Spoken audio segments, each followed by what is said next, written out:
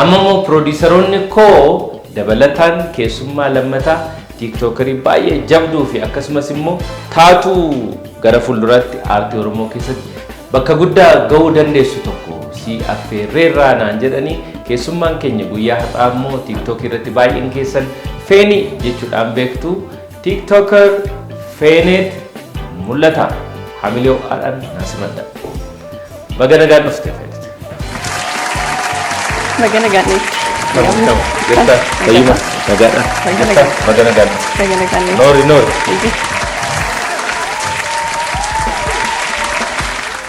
Handhuura magaalaa Finfinnee Kaazaanchis hoteela intarnaashinaal Ilillii fuulduratti kan argamu Real Estate guddicha Ilillii Grand Real Estate. Maal eegdure ammuma murteessaa odeeffannoo dabalataaf lakkoofsa bilbilaa armaan gadii fayyadama. Ilillii Grand Real Estate. Feeni bagana gaan dhufte. Bagana gaan. Cheers. Akkas. Yeroo baay'ee gaa miidiyaa hawaasaa irratti maqaan kee Fenet Akarapi way tokko iyyuu fakkaata. Fenet. Sakamtu sirriidha. Sirriin isaa Fenetidha. Feeniinoo maaliree? Maqaa masoodha. Maqaa masooti moo maqaa miidiyaa hawaasaati? Maqaa masoo sana jaalladhe. Social mediaas godhe. Yeroo baay'ee ilaal social media irratti warreen gurguddatanii tokko gara maqaa isaanii isa sirriitti deebisanii namni akka isaan ittiin baru taasisu. Warri tokko immoo maqaa masoodhumaan beekamanii maqaa isaanii isa dhugaa eenyu akka isheen taate iyyuu namni hin beekin maqaadhumaan masoo sanaan itti fufu. Isa kan filachaa jirtate? Kan koobadaa walirraa fagoon jiru dhiyaata. Maqaa adda addaa miti. Feenatumatu Feenii yoo ta'e rakkoon qabadhee mayyaadha. Kanaaf ittuma dhiyaatee waan jiruufi Feeniis haa ta'u Feenetis haa ta'u sanumaa jetta. Garuu namni maaliin eenyuun si beeka? Feeniidhaan immoo Feenetiin immoo Feenaan immoo eenyuun siin jedhee si waamna? Feeniidha irra caalaa. Namni hedduun Feenii jedhee si waama. Maqaan social media sanaa waan jiruuf Feena. Ati amma keessumaa gama TikTokiitiin namoota hedduutu si beeka. Hordoftoota gara 400 yoo ni qabda. TikTok irratti immoo namni baay'een daawwattoota keenya amma si daawwachaa jiran kana dabalatee amma har'a eenyuun waame Gammadaan laata isa jedhu cinqii guddaa keessa jiru. Sababiin isaa aniyyuu eenyu wajjin akka naasa'a jiru sirriitti waan hin beekneefi fuulli kee jijjiiramaa, amalli kee jijjiiramaa, uffanni kee jijjiiramaa waan adda addaati. Kaaraakterii adda addaa 4-5 ol baatteetu deemta ammatti. Si keessa nama meeqa jira? 4-5 ta'u sirrii. Nama 4-5 ta'u. Eewu dhufe amma nu bira. Gammadaa show har'a eewutu dhufe. Abbaadha moo haadha moo intala moo? Hundi isaanii as jiru. Asuma jiru hundumtuu? Jiru. Mee wal nu barsiisi tokkoon sana. Haa ta'u. Gaaddisaan jedhama. Jaalallee Feeniiti. Haati Feeniis immoo asumaan jira. Feeniin immoo seema kanadha. Abbaadha amma kanii. Abbaa Feenii namni wallaalee jiraare. Intalli koo baay'ee rakkistuudha garuu. Kamiin jaallatamma warreen shanan kana keessa kan caala baay'ee si harkisuu fi kan jaallattu warra kana keessa isa kam? Abbaama jaallatamma. Namni baay'eenis hordoftoonni koos namni baay'eenis sana waan jaallatanii fi kaaraakterii sana anis sanumaan jaalladhe. Atis akkuma abbaatti akti goota. Abbaan kee kuni xiqqoo akkuma anka keenyas ta'uu baatu borciisi xiqqoo borcii bal'aa qaba. Sirriidha. Areedi isaa baay'ee bareedaadha. Namni kun abbaa keessa dhugaa wajjiniin nama tokko ta'edha moo namuma yaadaan uumtee wayii tokkodha? Yaadumaan nama abbaa ta'uu danda'udha. TikTokii akkamittiin eegalte Fenet? TikTokii waraabbii kana nan jaalladha. Of waraabuu yeroo baay'ee durii kaasee jechuudha. Yeroo TikTokiin dhufu immoo dafee iyyuu ittiin seenne garuu immoo ergan itti seenee immoo viidiyoo man jalqaba irratti hojjedhu baay'ee jaallatamaa dhufee sanamaaf inni konteektii matti deebisee nan hojjedhu deema yaadee akkasumatti. Viidiyoo kee jalqabaa fayyadatta? Viidiyoon jalqabaa ijoollee nama 4 taanee hojjenne ijoollee wajjin akka fanii viidiyoodha. Sanumaan hojjedhe baay'ee iyyuu ilaalame akka akkaawuntii haaraatti jechuudha.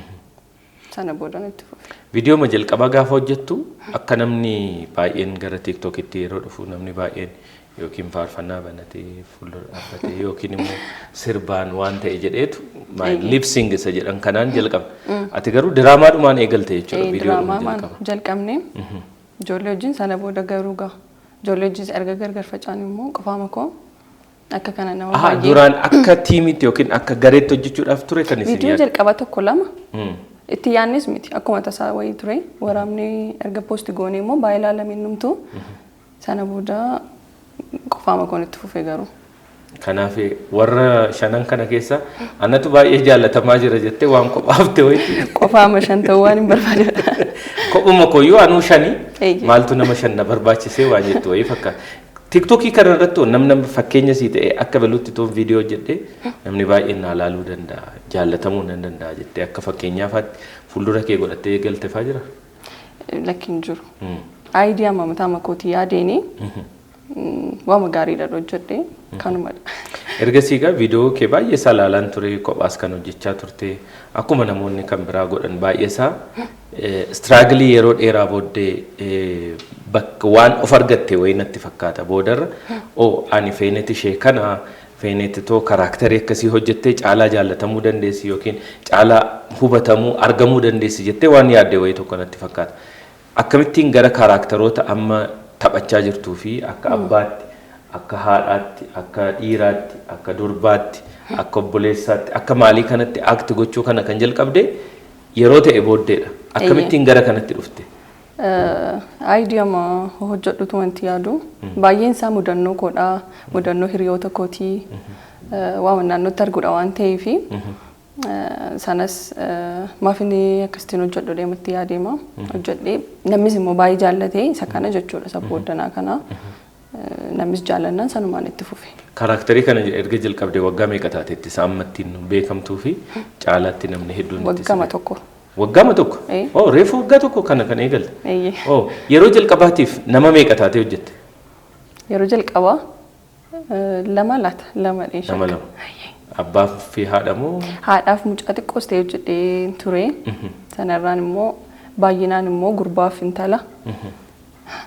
Yeroo baay'ee anuma dabalatee daawwattoonni koos yaada koo kana hin qooddatu jedheen amanaa namoota akka keessanii akka kee kanaa kanaan dura keessumaa keenya gammadaa shoo kan turanii warreen akka Naafiyaad fa'aa yookiin Shaawangizaa fa'aa dabalataan immoo warreen akka Miinaa Mulgeetaa fa'aa kuni karaakteroota adda addaa ta'anii gama adda addaatiin taphatu. Yeroo baay'ee dhiira irratti kan inni mul'atu gama shamarranii keessaa si'i kan namni baay'inaan akkasittiin hordofuu fi akka karaakteroota kana hunduma isaanii akkamittiin qo'atta dhiira akka kophaatti haadha kophaatti abbaa kophaatti obboleessa obboleettii kana kophaatti qo'attamu haalli qo'annaa kee jechuun kun hojiidha jedhee waan namanuuf akkasumatti callifteetuma kaameraa banattee har'a kaasee waan akkasiin akka abbaa Fenet maal jettee waan hojjettu natti hin fakkaatu qo'annaa fi irratti yaaduu gaafata akkamittiin qo'atta? Jalqaba nan barreessaa. Iskiriptii barreessite? Barreesseen hojjedhee abbaan akkas jedha intalli akkas jetti gaafan jedhu. Abbaan namni guddaan tokko jaarsi tokko akkamitti itti dheekkamuu qaba akkamitti yaaduu qaba seedhu sirriimatti itti yaadeeman hojjedha. Yeroo amma karaakteroota kana qo'attu keessatti ergan barreessita ta'ee jechuudha. Iskiriptii kana baay'inaan namootarraa waan fudhattu qabdamoo guutuutti ofuma keetii barreessaa jirta? Ofuma kootiin barreessa. Ofuma keetii barreessite? Fenet irraa wanti baay'ee na ajaa'ibsiisu tokko namoonni karaakterii adda addaa gaafa beekanii fakkeenyaaf an dhiira ta'ee akkatti dubartiin yaaddu yookiin shamarran yaadan baay'ee isaan beeku. Ati immoo kan dhiirri yaadus baay'ee isaa beekta. Kan abbaan yaadus baay'ee isaa beekta. Kan dhiiraafaa kana dhiira hiriyoota keerraa yookiin obboloota dhiiraafaa qabaattee isaanirraa qo'attamoo kan abbaa keerraa qo'attee waan jirudha moo akkamittiin si dhufa yaadumti dhiira ta'anii hojjechuu kun? Amallee isaanii baruun hin cimu. Amma jirumti dhiironni yeroo shamarratti bilbilanii anumattuu yeroo bilbilanii akkamitti akka isaan haasa'anii maal kana anis waan hin beekuu fi sanuma ofii kooti immoo dhiira ta'ee hin taphadhaa jechuudha. Yeroo baay'ee wanti ajaa'iba namatti ta'u icitii dhiiraa akka inni itti dubartoota kana gaafa jaallatu dhiirri tokko dubartii gaafa jaallatu akka jedhee shooshilatu yookiin akka inni jedhee ababbalatee karaarra buufatu wayii tokkotu jira. isa kana hunduma siin jedhu moo isaantu isa isaan siin jedhan sana bilbilanii isa isaan sitti man sana gootamu in qottamu fiilmiiwwan adda addaa laaltamu eessumaa sii madda dhugaa dubbachuudhaaf al tokko baay'ee dhiironni waan beekan natti hin fakkaatu. Hunduma isaarraachuu dandeessa. Anaanis kan natti bilbilanii akkasitiin haasaan jijjiiramteere. Dhiirri gosa baay'ee jira akkasitiin haasa'uu jechuudha. Sammuma keessa waan na jiruu fi sanuma fuudheen taphadhachuudha. TikTok irratti yeroo laallu baay'inaan amma viidiyooleen kee hedduun isaa walitti dhufeenya dhiiraa fi durbaa yookiin dhiiraa fi shamarranii keessumaa gama jaalalaatiin kan jiru mudannoo isaan mudatu akkatti dhiirri tokko intala durbaa tokkotti haasa'atu ergasii immoo eegaa dhugaadha akkumatti achirratti agarsiiftu maatiin jiru abbaan jiru haati jiru walitti dhufeenya isaanii kuni yeroo malee ta'uu danda'a jedhanii waan yaadaniif gama adda addaatiin kaasu. Walitti dhufeenya dhiiraa fi durbaa kana atoo qabdaay achirraa maddaay wanti baay'ee laatan jedheen shakka. Qabdaa lakki walitti dhufeenya sana qabaadhee osoo hin taane jiru amma. Seenaa jaalalaa qabdaa ati seenaa jaalalaa qabdaa jechuun ammas jiraachuu baatus seenaa jaalalaa qabdurraa kan maddedhamu akkam jetta. Lakki isuma na shooshilatan sananii baasee malee. Isuma gara sanatti jirte malee ati dhuunfaadhaan waan qabdu miti jechuudha. Yeroo baay'ee kan biraan waa'ee Fenet gaafan yaadu dandeettiin kee baay'ee guddaadha. Dandeettii akkanuma TikToker yookiin immoo TikTok irratti nama viidiyoo hojjetu wayii tokko qofa natti hin fakkaattu. Sababiinsa akti taatoodha. Kaaraakterii adda addaa taphachaa jirta. Taatummaan amma yeroo baay'ee namoonni wal fakkaatan amma fakkeenyaaf hojjettuu manaa ta'anii gaafa kaast godhaman yookiin fiilmii irratti bakka adda addaa irratti namoonni isaan waaman itti fufiinsaan nama sana hojjettuu manaa godhanii fiilmii adda addaa irratti arguu dandeenya. Tarii hojjettuun manaa sana immoo iskiriiptii barreeffame irratti xiyyeeffatee waan isaan hojjetan ta'uu danda'a. Hankee garuu abbaa taate, haadha taate, obboleessa taate, obboleettii taate, dhiira taate, durba taate yeroo ati act gootu kuni dhugaa wayii of keessaa qaba. Atis immoo amala taatummaa wayii tokkos of keessaa qaba. Akka taatootti of ilaaltamoo akka tiktokeritti of ilaalta? Taatummaa masalatu tiktok irratti ba'ee jedhee yaada. Kanaafuu taatummaadha. Kanaaf kan baay'ee si harkisuus taatummaadha jechuudha. Artistoota amma warreen shamarran isa ta'u warra dhiiraa keessaa afaan oromootiin warreen hojjetanii hangafoota jennee yaadnu keessa eenyu fakkeenya godhatte eenyu faatu fakkeenya sii ta'e? Durii kan abbaalata afaan ilaalaa guddadhe baay'een jaalladha koomedii isaanii. Isaanumaan ilaalaa guddadhe fakkeenyi ko isaanuma deeman yaada. Egaa Fenet yeroo baay'ee namni tokko TikTok irratti viidiyoo wayii gaafa hojjetu duuba isaa dhamaatii guddaan akka jiru namatti mul'ata nama hedduu baay'ee. Nama hojii isaa beekuuf jechuudha. Viidiyoo daqiiqaa tokko hojjechuudhaaf dhamaatii guddaadha kan gaafatu. Akkati jette iskiriiptii barreessuu gaafata, waraabuu gaafata, edit gochuu gaafata. Kana hundumaa ofii keetii hojjettamu nama si hojjetutu jira. Editii ofuma koon godhaa. Waraabuu garuu obboleettii koodha kan na waraabu. Obboleettii kee hangafa moo quxisuudha? Hangafa koodha. Meetii jedhamti isheetu na waraabaa. Editii immoo ofumaa godhee ni dhaga. Kanaaf isheen akka kaameeraa wuumanii keetti hojjetti jechuudha amma. Gara lama taatanii hojjettanii isheenis waraabdee atis act goote edit goote waan ati gama TikTokitti baastu kun immoo yeroo tokko viral hin ba'u yookiin hin mul'atu sirriitti nama baay'ee bira hin ga'u. Sirriidha. Maaltu sitti dhaga'ama yeroo akkasii? Kan si dhufu viidiyooti baay'ee bareedaa vaayiraalii namni baay'ee jaallatatte eegdee poost gootu faallaa ta'a yeroo baay'ee. Ammaanii yeroo baay'ee viidiyoo maniyyaanni calliseema poost godhutu baay'ee vaayiraalii ba'a. Faallaa ta'a yeroo baay'ee garuu kanuma hordoftoonni jaallatan ta'uu inni immoo akkasidha. Egaa yeroo tokko dhamaatiin nama gaafa mul'achuun itti ulfaatu namatti dhaga'ama.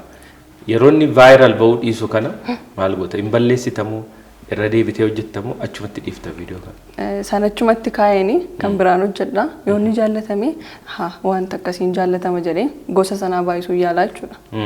Viidiyoon kee jalqabarra jiru tokkoffaarra jiru kuni viidiyoo viyuu guddaas qabu natti fakkaata. Isa kanaaf kan viyuu guddaa qabu. Eeyyee. Viidiyoon hanga ammaatti ati hojjette keessa bagan kanarratti hojjedhee jettee itti gammadduu fi keessa kee ciibsuufaa jira. Kanuma kaaraakterii ma konteektii masa kanaan jalqabu godha. Akkasitti hojjechuu danda'uun kee si gammachiisa jechuudha. Eeyyee. Hordoftoonnis waan jaallatanii fi akkasidha. Egaa Fenet kaaraakteroonni kee baay'een isaanii akkuma sila jennee kan abbaatu jira, kan haadhaatu jira, kan intalaatu jira, kan boyfriendii jira. Namoonni baay'een kaaraakterii koo kana otoo hin hubatiin itti aaraniiru. Hin hubatamne namni kun fakkeenya abbaa ta'uu danda'a. Maalumaaf abbaa akkanatti eekamu kana qabaatteefaa jedhe kan namni itti aaru yeroo baay'ee namni kan hin hubanne oodeensiin kee yookiin namoonni horsii hordofan hin hubanne jettee ati amantu garuu hubachiisuu barbaaddu eenyuun? Kanuma abbaa sanadha. Abbaan kee maaf akkas hin gubatteeti abbaa kee biraa jedhu. Koomentii baay'een iyyuu kanuma. Jaarsa kana biraan gubattee akkam goota maal waan jedhu. Gaariidha garuu abbootii yoo akkas ta'e ganis gaariidha yaadan. Abbaan kee inni dhugaan viidiyoo ati hojjettu kana arganii maal intalaa hammuma kana si cinqeensi guddisee eessumaa fidde kaaraakterii kana siin jedhanii beekumoo tarii isaanis amala achirra jiru kana xiqqoo qabu laata? Amma sana ta'uu baatus abbootiin kamiyyuu jiramtiiri eegumsiin jira. Garuu hin jedhanis anumaan akkeessuu barbaaddeeti miti hin jedha. Kan kaaraakterii haadha kee kanoo? Haadha kee wajjin waa walitti dhufu wayii qaba? Lakki. Haati kee isheen amma kaaraakterii kanarra jirtu xiqqoo garraa miidhasi, garaa siin laafti. Abbaa wajjinis immoo xiqqoo dubbii walitti qabsiisuu kanas qabdi. Haati kee isheen dhugaa haati kee? Isheen dhugaani lakki amala wal fakkaatu hin qabanii. Namatti dhiyeenyaan nama hubatudha. Ati kosiin dhugaan jechuudha. Maatiin kee maal siin jedhu TikTok irratti akka kana beekamtee yeroo si arganii maal jedhu reakshinii isaanii maal fakkaata? Duraanii barumsuma keettiin jabaattu maal jedhu amma garuu jaallataniiru. Amma amanuu jalqabaa jiru jechuudha. Amanuu jalqabaniiru. Jabaadhu jechaa jiru. Barumsa hoo eessaan geesse? Kolleejjiin barachaa jiran. Kolleejjii baratta. Sadarkaa gadiifaa tokkoffaa sadarkaa lammaffaa fa'aa eessatti baratte? Hanga 10tti iddoo dhaloota kootti baradhee Wallagga lixaan Ayiradha. Ayiraa Gullisoo?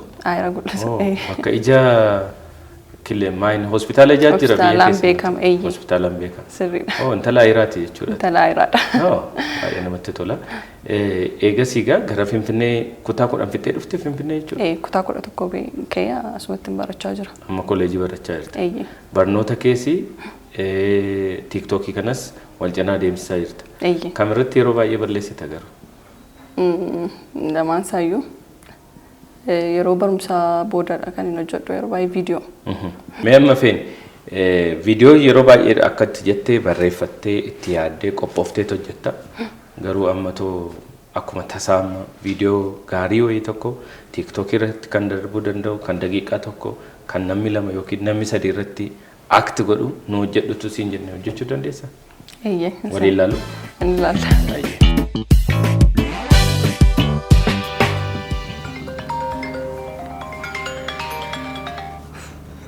Tokko dhiifama bilbila. Ayyee. Hello. Bareedduu koo si eegaan jiru ammaan ni eessartaa? Maaliif na jeeqxaa? Iddoon sila siin jedhe sanan deemimti? Maaliif baay'eema si yaadem si arguun barbaade? Nattiin bilbilina daraa kee maal amma yoo na yaadde booda naasofnu booda wal agarra. Ati garuu eessuma jirtaan jedheem. Gammadaa showuun jira siin hin jennee? Moo na arguun barbaanneeti na arguun barbaaddu na jibbite taana ammaaf natti himtu. Maaloo natti hin dhangaggaa'e booda wal arginaa. Maaliin dhangaggaa'e du'uun qabaa yaada keeti baay'ee man si yaade. Maali si yaadeeraanis maali booda wal arginaa. Na namantu gammi al tokko gaaddisaadha waama tokko jedhiime as jirteeni. Hello gaaddisa.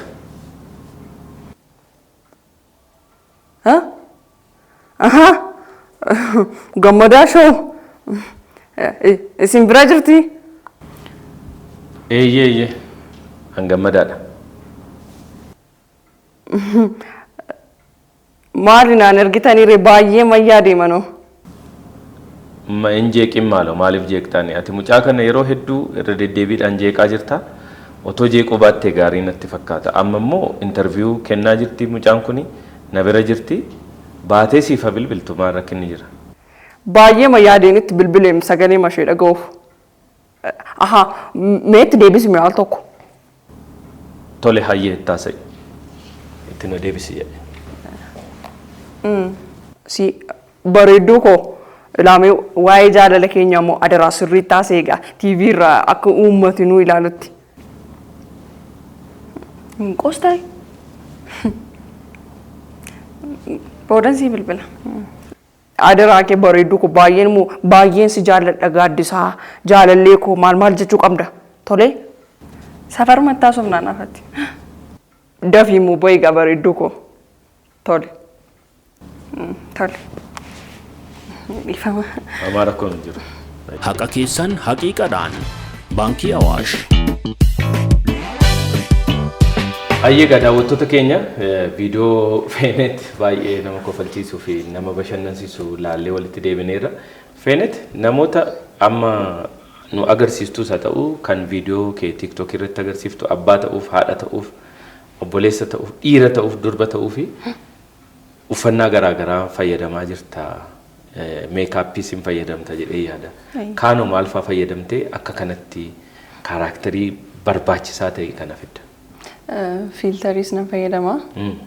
Meekaappiis akkuma jette wayyaas hojii makoo jedheen barbaada. Dhiirri maal uffataadhe kan abbootis fakkeessu. Yeroo tokko kan dhiironni uffatan akkas jedhanii gaafa deemanii amala dhiiraas amma wayyaa qofa miti amala dhiiraa akkatti jedhu dhiirri akkatti deeman akkanitti dhiirri deeman. Garuu warri dhiiraas silolanii hin beekani nuti akkasitti deemnaa jajallachaa faasiin jedhanii hin beekani. Baay'een hakkeessiteettadha. Baay'een hakkeessiteettadha. Egaa atamma nama hordoftoota baay'ee qabu hordoftoota 400tti dhiyaatu qabda TikTok irraa Facebook irraa gara 36 natti fakkaata indoo garuu dhaabaadhe Facebookiin kennisanii 36 qabaasirra 36 ol garuu yeroo baay'ee immoo maqaa Fenet Muleta yookiin Fenii kanaani Facebookis haa ta'u TikTokis baay'eedha kan arginu. Eenyuma kana mataan isaa maqaa namaa balleessuudhaan suuraa namaa gadi galagalchuudhaan post gootaa siin jedhanii si hamatu namoonni baay'ee. Fake account baay'ee. Sumatu gochaa jira moo eenyutu gochaa jira kana kunoo saba duratti hima. Fake account baay'ee jira maqaa kootiini. Anis daawwattoota keenyatti kan inni immoo barbaadu dhimma nama dhuunfaa dhimma amantaa kamiiniyyuu toora feesbuukiitiin poosti godheen beeku. Godhusi inni kun inni kaan nan ilaallatu jechuudha. Adda baafadhaachumaafidha. Kanaafi akkaawuntiin kenni dhugaa kan 36 ol qabu kanadha. Kan warri feekiin immoo ofuma isaaniitiin of danda'anii yaada mataa isaanii karaa mataa isaanii baay'inaan garuu Facebook irratti immoo TikTok irratti kanatti rakkattu feek akkaawuntiidha. Facebook suuraa namaa laxxafuu waa'ee namaa ana fakkaatanii jechuudha. Waan baay'ee post godhu. TikTokiin kee already guddaadha waan ta'eef gara 400 ol qaba namni baay'eenis beeka isa. Gama TikTokiinis immoo feek akkaawuntii baay'eetu jira maqaa keetiin. Jiran. Namoonni akkamittiin adda naa baafatanii ani ishee sirrii ta'uu koo karaa kanaan adda naa baafatanii jetteeti yaaddu faa jira. TikTok irratti followers guddaa kan qabu kanuma koodha. Kan feekii sanarraa viidiyoo haaraas immoo anuma post godha. Laayiviis illee sanumaan seena waan ta'eef. Laayiviis hin seentaa? Darbee iyyee. Facebook irrattis amma kanatti gochuu qabdu keessaa tokko jedhee kan yaadu yoo dandeesse verified account goosifachuudha. Hankee blue tick qabaate verified ta'e namni amma maqaan kee guddaadha waan ta'eef namni baay'een waan si beekuuf karaa sanaan ilaalamuu qaba. Dabalataan immoo karaan waan ati hojjettu kanaan immoo namoonni biraas immoo akka hin guyyunfamne. Namoota yeroo tokko waan gama miidiyaa hawaasaa kanaan wanni jiru fake accountidhaan gaafa namni accountii banee maqaa namaatiin akka barbaade daldalu hiriyootuma keefaa nama ta'ee nama si beeku nama sitti dhiyoo jirutu isaan keessan laayikii gochuu caala waan ati post gootu laayikii gochuu caala isa fake accountidhaan deemu sana laayikii gochuu comment gochuu si arrabsuu faa dabalata jechuudha. Namoota akkasii faa si mudatanii beeku. Baay'inaan lama qabdis dammisee jira. Akkaawuntii lama nan. Insobdi isa kanaan waan gaarii barreessiti isa kanaan. Kan keedhaa jedhanii baay'inaan natti ergu. Akkaawuntii Feesbuukii garuu tokkuma qofaan qabaa. Peejiidha moo Facebook akkaawuntii? Facebook akkaawuntii madha. Garuu kan isaan baruu qabanii dhimma nama dhuunfaa kamiiniyyuu poosti godheen beeku. Jaallattoota keerraa immoo amma akkuma feek akkaawuntiidhaan waan hamtuun namatti dhuftuu fi waan gaariin taane nama mudatu kana jaallattoota keerraa immoo wanti gaariin reaakshiniin gaariin waan isaan jedhanii waan ta'e mudannoo addaa si mudatee jira namoota si jaallatan irraa. Mudannoo addaa gaariidha. Jaalaluma isaaniidha. Jaalaluma namaan yeroo na arganis jabaadhuu jedhu. Si jaallannaa. Itti fufii jabaadhuu. Karaa irratti namni akkuma carraa gaafa si argu si argee adda si baafachuu danda'a? Salphaatti adda si baafatu. Baruun tanuma ishee baa rakkistu jedhu. Intalitti beeku malee abbaa nama biraa faasa'anii namoonni yaadan jiru? Eenyudha warri wajjin hojjettu jedhu anumaan jedhan. Yaa amma immoo gaafa akkasittiin si ilaalu shoo keenya irrattis gaafa mul'attu intala dhiyoo kana Miss World irratti injifattee dhufte Hasseet jedhamtu tokko ishee wajjin wal fakkaata. Namoonni wal fakkaattu siin jedhanii beekan jiru? Lakkinaan fakkaadha. Baay'ee wal fakkaattu. Wal fakkeenyi keessan baay'ee magaalina keenya. Magaalina keessanis haa ta'u danaan fuula keessanii dhaabbiin keessanis waa wal fakkaatan qabdu. Modelingii waan akkasii yoo yaalte beektaa? Waan akka modelingii kana. Yaadeen beeku. Garuu akkasumatti namni gaafa na ilaalanii. Modelii wayii fakkaata. Modeliidhaan jedhu. Yaaluu on barbaadda akka sana faa ta'uun barbaadda? Barumsa isaatuun baradhee natti tola. Barumsa modelingii. Kanaaf carraa kanaan warri mana modelingii leenjistanii Fenetiin modelii gaarii akka isheen taatu akkasumas immoo taatoo gaarii akka isheen ta'uu dandeessu ispoonsarii si godhu jedhee yaada. Yeroo baay'ee gama TikTokiitiin namoonni ispoonsarii garaagaraa argatanii beeksisawwan garaagaraa beeksisanii maallaqa argatu. Atoo waan hojjechaa jirtaa gama kanaan. TikTokiin si duroomseera namni baay'ee nama TikTokiidhaan duroomeera jedha. Ati duroomtettaa TikTokiidhaan? Amma jalqabaan jira hojii beeksisaa TikTokii irratti. Yooma akkasii jalqabaan jira gaariidha. Haala gaariirran jira. Otoo dubbannu umriin kee meeqa Fenet? Umriin shamarraniin dubbatamu kanaan jennee summa. Dubbataman. 20. 20? 2 fi 0? Kanuma? Baay'ee daa'imaa jechuudha. Fuulduratti eessatti eegna Fenetiin kanaan dura diraamaa hirkoo irratti hirmaattee beektaa? Diraamaawwan garaagaraa fiilmiiwwan Oromoo garaagaraa irratti hirmaachuudha moo kaayyoon kee fuulduratti ati yaaddee jirtu? Dandeettii mataatummaa kana sirriitti guddisee gara fuulduraatti taatummaa kana irratti sirriitti hirmaachuun barbaada. Kanaaf warreen iskiriiptii qabdanii ammumarraa dursaatii dafaa iskiriiptii ergaa qo'anneetti walitti deebina jettee yaadda. Dargaggoota akka keetiif TikTok irra jiranis haa ta'u mana isaanii ta'anii si daawwachaa jiraniif immoo ergaan yookiin jireenya keerraa waan ati baratte waggaa 20 kana keessa salphaa miti. Bubbuleera. Bubbulteetta baay'ee lafa kanarra waggaa 20 kana keessatti ani kana keessa darbee isinis yoo kana keessa darbitanii akkas gootanii bakka kana geessu jettee ergaan ati dabarsuu fi dandeessu yoo jiraate. Ergaan dabarsuu barbaadu waan kamiiniyyuu yeroo ittiin kenninaa jechuun barbaada. Dandeettii qaban, hojii of harkaa qaban waan kamiin hojjechuuf yeroo itti kennuma dhiisuutu gaariidha bara kanaa jedheen gorsa. Kanaaf waan of harkaa qabdanii yeroo isaatti of harkaa baasaa dandeettii keessan baasaa mul'isaa jechuudha. Baasaa mul'isaa eeyyee. Atis gaa fuulduratti dandeettii kee baastee mul'istee aartii Oromoo keessattis immoo bakka guddaa geesse fiilmiiwwan hedduu hojjettee immoo uummata kanaaf akkati dhiyeessitu abdii guddaan qaba. Yeroo sana immoo walitti deebinee gammadaa shoo irratti yeroo adda addaatti kan waliin haasofnu ta'a. Guyyaa har'aatiif immoo yeroo kennaa fudhattee gama istuudiyoo keenyaa dhuftee immoo nu waliin gaaffiif deebii waan taasifteef galatoomii ulfaatu horii hundisii. Isinillee galatooma. Cheers. Waraqaan eenyummaa dijitaalaa dinagdee dijitaalaa hirmaachisaaf Itiyoo Teleekoom. Egaan kabajamtoota daawwattoota keenya turtiin baay'ee bareedaa akkasumas hawwataa ta'e Fenet Muleta waliin kan guyyaa har'aa taasifan kana fakkaatu ture. Hanga xumura qophii keenyatti nu waliin waan turtaniif waan nu daawwattaniif galatoomaa ulfaadhaa isiniin jenna. Carraa kanaan immoo YouTube keenya Risaa Miidiyaa subscribe gochuudhaan miseensa maatii Risaa akka taatan kabajaa olaanaadhaan isin affeerra. Egaan sagantaan keenya kun immoo akka kanatti tottolee babbareedee isin bira akka ga'uuf immoo gaheen ispoonsaroota keenya daran olaanaa ture. Ispoonsarri sagantaa keenya ammoo Baankii Awaash, Itiyoo Telekoomii fi Ilillii Grand Real Estate turanii hunduma isaanii galatoomaa ulfaadhaa jenna. Sagantaa keenya kun immoo haala kanaan bareedee isin bira akka ga'uuf immoo gaheen hojjettoota Risaa akkasumas immoo qindeessitoota Gammadaa Show daran olaanaadha. Isaan keessaa Creative Directory keenya Antikoo Isaayyaas akkasumas kaameeraa maanota keenya Abdii Jireenya, Biqilaa Mitikkoo fi Waaqjiraa Damaraa hunduma isaanii nu galateeffadha. Gammadaa Show torban dhufu keessummaa biraa qabannee isiniif dhiyaachuudhaaf waadaa kan isiniif seennu ta'a. Torban nama torbanii nu haa taasisu.